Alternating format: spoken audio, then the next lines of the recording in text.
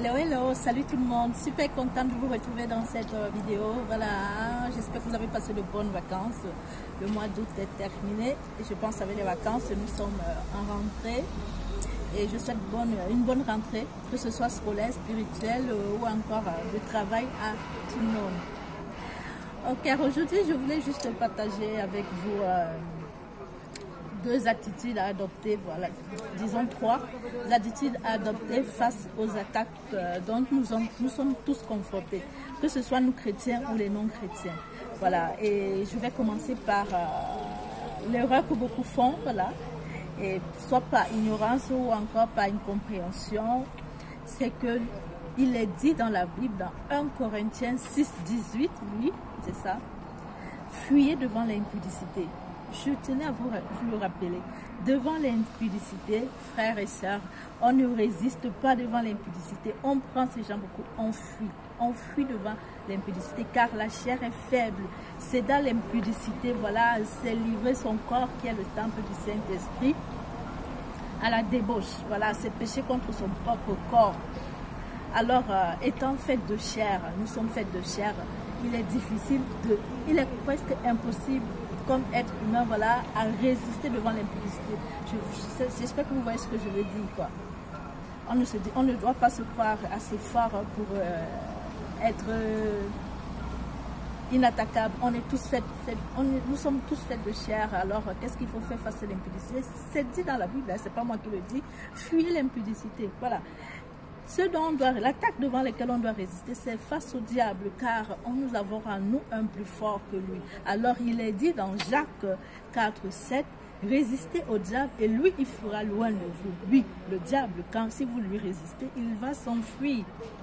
Mais l'impudicité, voilà, quand vous devez pécher contre votre propre corps, qui est le temple du Saint-Esprit, ne résistez pas, fuyez. Quand vous voyez le danger, fuyez. Quand vous voyez, qu'est-ce qu'on appelle pas danger? Parce que l'impudicité, pour ceux qui ne le sauront pas, l'impudicité, c'est toute forme de rapport sexuel pas réglementaire, quoi. Je vais vous l'écrire exactement le mot qui ne me vient pas, voilà. C'est ça l'impudicité. Ça peut être la fornication, ça peut être l'adultère, ça peut être toutes ces mauvaises choses, quoi, la masturbation, ainsi de suite. Et face à l'impudicité, voilà, on ne résiste pas, on s'enfuit. Donc si, pour ceux qui ont des problèmes de masturbation, voilà, si vous savez que quand vous regardez les films pornographiques, que vous masturbez, fuyez. Ne regardez pas les films pornographiques où c'est quand vous passez, je ne sais pas quoi, tout ce qui vous amène, qui va vous conduire vers ce péché. Vous devez fuir, ne résistez pas, ne dites pas que vous êtes plus fort. Ça, c'est pas possible. Il faut fuir. Ça, c'était deux, voilà. Je fais un résumé, voilà. Ou un, il faut fuir devant l'impudicité. Ce n'est que devant le diable qu'il faut résister. Il faut résister et il va s'enfuir loin de vous, car en nous avons un plus fort que lui qui est le Saint-Esprit que Christ nous a laissé. Le don, la grâce que nous avons d'avoir le Saint-Esprit en nous. Comme troisième comportement, attitude à adopter face aux attaques, ce serait ne laissez pas parler le malin dans votre vie. Non. Pour tous ceux qui, quand vous commencez la sanctification ou même quand vous voulez commencer à réussir quoi que ce soit dans votre vie de façon honnête et glorieuse, voilà, il y a le diable qui se présente sous sa forme, je ne connais pas le nom, voilà, ça ne m'intéresse pas, mais je sais qu'il se présente là, il va s'inviter dans votre vie. Voilà. Ne l'écoutez pas. Ce qu'il faudrait faire, c'est de ne pas l'écouter. Ne le laissez pas parler devant ce genre d'attaques qui viennent par les pensées ou qui viennent par ce que nous entendons ou par ce que nous voyons. Voilà.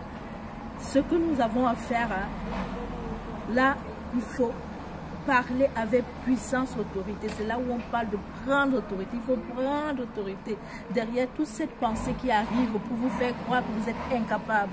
Toutes ces pensées qui vous arrivent pour vous faire croire que votre mari ou votre femme ne vous aime pas.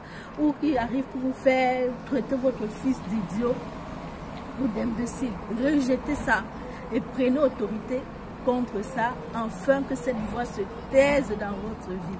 Car cette voix qui apparaît, elle peut être juste, elle peut être véridique. Hein. Ça, c'est le malin. Lui, il est plus rusé que nous. Donc, quand il se présente à votre porte, qui est votre pensée, voilà, il ne faut pas que ça arrive à votre cœur.